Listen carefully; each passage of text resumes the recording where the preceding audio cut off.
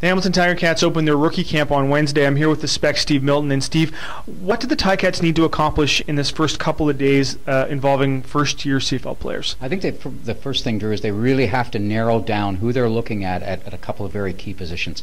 Well, one guy that they're trying to replace is Chris Williams. I think we can all agree that we probably won't see him here this year. If we do, I don't think it'll be good. I think it'll end poorly.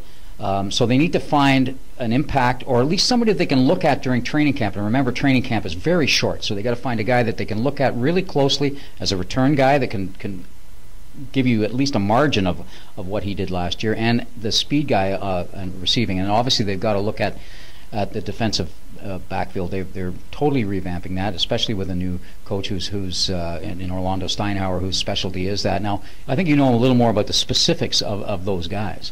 Yeah, I think, a couple other areas where I think the Ticats would be looking for guys is along the offensive line, particularly amongst Americans.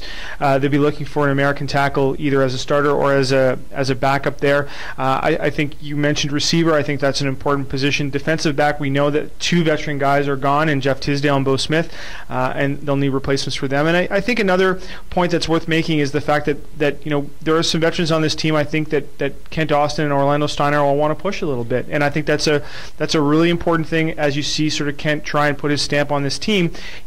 Are there some veterans that these rookies can put some pressure on? Well, and that's I think part of the personnel decisions coming out of rookie camp is that, and I think you start that with a culture right away. And you've been writing about this a lot. It's supposed to be an open camp except a quarterback. And I think Kent really needs to make people feel that from day one. Yes, he'll put some pressure. So he's going to pick guys not only that have a chance to make the team, but I think maybe even the odd person who probably won't make the team, but can really, really scare the bejabbers out of somebody that maybe they think is a good player but has been underperforming. And there's been a lot of that. There's no doubt about that. Make sure you check out The Spectator for all the Ticat preview stuff, and the Scratch and Post blog for all the up-to-the-minute Ticat news.